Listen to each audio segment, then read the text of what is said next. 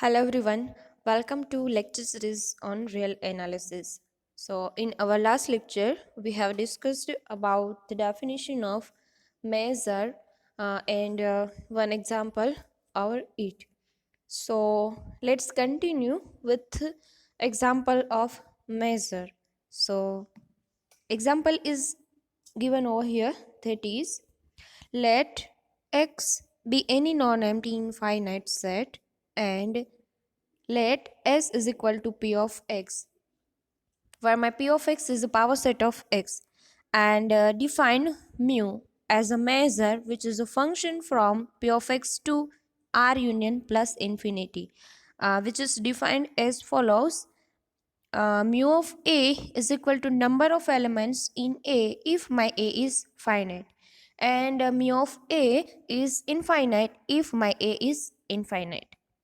So we have to prove that here, that is, this function mu, it means it's a measure. So solution, we now verify that mu is a measure. So we know that to prove mu is a measure, we have to show that mu of A is greater than or equal to 0, and the second property. So first property, that is, it is clear from the definition of mu that mu of A is always greater than or equal 0. Right, here we have defined mu of A as either number of element in A or infinity. So number of element in A is always greater than or equal to 0. It means either it's 0 or it's greater than 0, right? And here is plus infinity. So there is no chance to become it become negative. That's why mu of A is greater than or equal 0. So for second property, we have to take sequence of subset of X which are pairwise disjoint, which elements are pairwise disjoint, right? So here I am taking the sequence AK, where K is running from 1 to infinity, be a sequence of subsets of X which elements are pairwise disjoint, right? And we have to verify that mu of union of AK, where my K here is K, where my K is running from 1 to infinity, is equal to summation over K is equal to 1 to infinity mu of A K. So in this case, we are consider two cases. First case is that there exists n in N such that AK is equal to empty set for all K greater than or equal to n. See here, my K is running from 1 to up to infinity. So K is equal to 1 to somewhere here is n, and then it goes to infinity. So here first case shows that AK is empty when my n less than or equal to K. AK will become empty set for n less than or equal to K. The value of K up to n to K. So here value of K is 1 to up to infinity. In between there is n, right?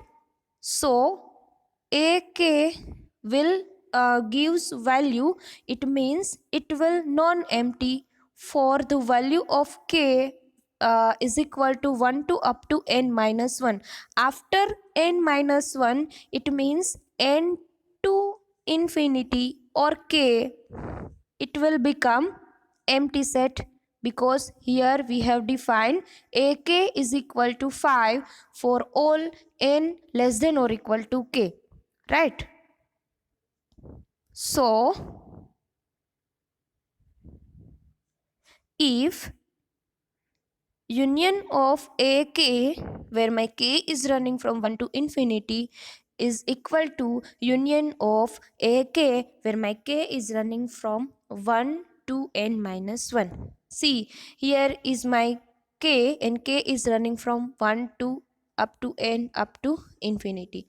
So up to n minus 1, it gives value of ak. After n minus 1, it means n plus 1 up to so on. It is empty, right? So when I am taking its union with empty set, will give always this set, right? So if ak0 is infinite for some k0 in between 1 to up to n minus 1, then it is clear that the mu of union of ak, where my k is running from n minus 1, here is 1 ak0 is infinite. When I am taking its union, its value become infinite. And here also, here is my mu of ak, right? So ak0 is infinite, and I am taking its summation, it also become infinite. So this value gives infinite, and also this value gives infinite, is equal to this is the same value. This is have same value. So in the second case, there exist integers 1 less than or equal to k1, less than or equal to k2, or less than or equal to so on, such that aki is non-empty for I is equal to 1 to up to so on. Here we have given that aki is non-empty. So from this we can say that aki contains at least one element for I is equal to 1 to up to so on, and the sequence ak is the collection of pairwise disjoint sets. So from that it follows that ak with union, where my k is running from 1 to up to infinity, is infinite set. And also this aki, and I'm taking its summation, this aki is infinite. When taking its summation, it also will become infinite. So this term become infinite, and also this term become infinite. So we can say that the value of these two terms are same. It means summation over mu of ak is equal to infinity and is equal to mu of union of ak. So this proves that mu is measure.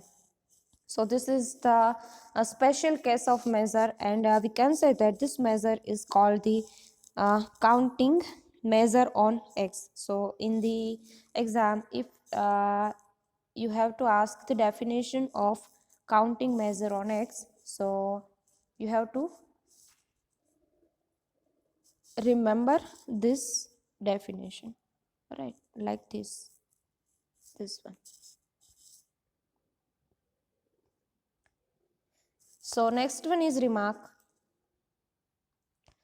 Here, let capital X be a non-empty set, and let S is a subset of P of X, where my P of X is power set of X, is a sigma algebra of sets. Here S, you have given that S is sigma algebra of sets, and define mu as a measure, mu as a function which is measure. So is a function from S to the set R belonging to R such that my R is greater than or equal 0 and union infinity, right? So be a measure on X. So in this remark, we'll list some properties of mu. Again, X is any non-empty set, and S is a subset of P of X, right? And my S is a sigma algebra of set, and we defined mu is a function which is measure from S to the set R belonging to set of real number R union infinite. be a measure on X. And let's see some property of this measure mu. So first property is, if I am taking two sets A and B belonging to the set X, where my S is sigma algebra of sets, with the property that A is subset of B, then we can say that mu of A is less than or equal to mu of B. It means measure of A less than or equal to measure of B, where my mu is monotone. So let's try to prove this property. Here we are using the some concept of Joset theory. So note that we can write that here A union A minus B, right? So here is I am removing B from the set A, and if I am taking its union with A, it will give the set B, right? This is the result from your set theory. And also I am taking B minus A, and taking intersection with A will give empty set. It's obvious. So using these two results, we are going to prove that measure of A is less than or equal to measure of B. It means mu of A less than or equal to mu of B. So for that, we have A is subset of B. First taking mu of B, right? So here we have result that A union A minus B is equal to B. From this, apply both the side mu, that will become mu of B is equal to mu of A union B minus A. Taking mu inside, that will become mu of A, and union will become the addition. So plus mu of B minus A, right? But here we have mu of A plus mu of B minus A. It always greater than or equal for mu of A, right? So here is greater than or equal to mu of A. I'm taking it's greater than or equal to mu of A because my mu of B minus A is always greater than or equal to 0. Why it's greater than or equal to 0? Because mu of any set is greater than or equal to 0 by the definition of mu, definition of measure. First property, greater than or equal to 0. So here we have mu of B greater than or equal to mu of A. It means mu of A less than or equal to mu of B. So first property proved. So second property is, suppose that there exists a set A belonging to this S, where my S is sigma algebra of sets with mu of A is finite. It means measure of A is finite, right? Then we have to prove that measure of any empty set is equal to 0. Mu of phi is 0 means measure of empty set is 0. So from set theory, we know that A is equal to A union phi. Apply mu or measure on both the side will become mu of A is equal to mu of A union phi. Here apply mu inside this bracket will become mu of A plus mu of phi. So taking mu of A to this side will become mu of A minus mu of A is equal to mu of phi. But mu of A minus mu of A will become 0. So we have mu of phi is equal to 0. So which thing we have to prove? So third one is countable sub-additivity. This property you can say that the countable sub-additivity of mu, of measure. So this property called it as countable subadditivity of measure. So for that, let En, where my En be a subsequence of Sn, right? And we know that what is Sn? Sn is the sigma algebra of sets. So En be the subsequence of a set from Sn. Then we can say that mu of union of En, where my n is running from 1 to infinity, which is less than or equal to summation over mu of En, where my summation is running from 1 to up to infinity. This property is called countable additivity of the measure. So let's try to prove this. So since S is a sigma algebra of sets, we know that from earlier proposition that there exists Fn of sets from A such that the following properties hold. So first property is Fn is subset of En. This is true for every n. Second will is if I'm taking intersection of Fn and En will become empty for my m is different from n. And third one is union of En, where my n is running from 1 to infinity will is equal to union of Fn, where my n is running from 1 to up to infinity. And here you have also given that mu is monotone.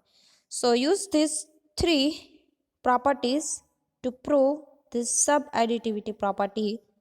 First take mu of Fn less than or equal to mu of En, right?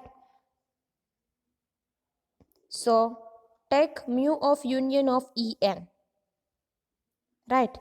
From this you apply on both the side mu. It means measure.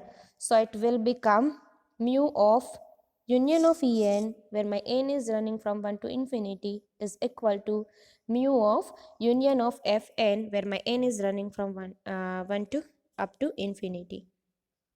But from the property of measure, if I am applying this mu in the inside of this union, inside of this bracket will become summation. It means summation of mu of Fn, where my n is running from 1 to up to infinity. And here my Fn is a subset of En, right? When I'm applying mu on both the side, it will become less than or equal to, so summation over n is equal to 1 to infinity mu of En less than or equal to summation over n is equal to 1 to infinity mu of En. So this is the nothing but the subadditivity property of the measure mu. So next definition is Lebesgue measure. So definition is, let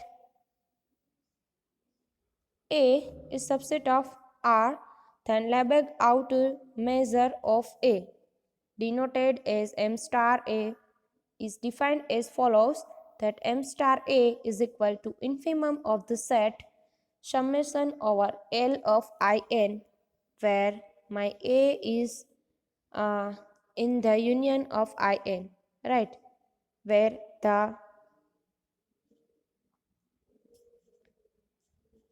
infimum is taken over all countable collection In of open interval in R, such that here is, you know that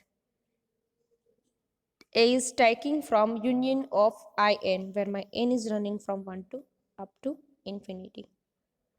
So Lebesgue outer measure is the infimum of the set summation over L of In, and my A is taken from this union, that is union of In, where my n is running from 1 to up to infinity. Here is M star of A is equal to infimum of this set. Here L of In means the measure of In. It means if my n is running from 1 to up to infinity, it will become L of I1 summation. It means plus L of I2, where my I is open interval and this is nothing but the length of this interval, right? So length of interval I1, it will denote as L of I1 plus this is the L of I2. It means length of second interval, which I have denoted as I2. So length of second interval I2 plus up to so on up to infinity. Here my n is running from 1 to up to infinity, right?